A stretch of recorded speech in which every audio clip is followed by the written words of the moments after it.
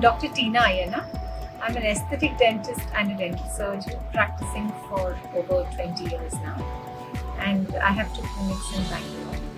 And I have been associated with Dr. Girish Rao and Dr. Anand since about more than 10 years now. I have been a part of the implant study group, and that's how I know of them. I did my fellowship with the International Congress Board in Implantology, USA, through the implant study group with the help of Dr. Girish Rao and Krishna being my mentors.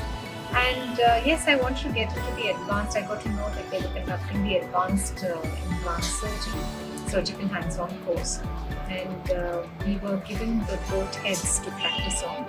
It's been very, very informative, and we got a hands-on knowledge. We got a hands wet.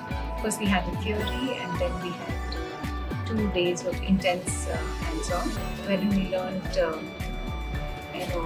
flap, reflecting the flap, and suturing techniques. We learned indirect and direct sinus lifts with bone graft, and we also had a live demonstration where working with the patient arm has been demonstrated, on top it's been telecasted. So it's been very informative, and we also have the entire team, Dr. Gauri and Dr. Swaroop, who've been excellent in guiding us and mentoring us.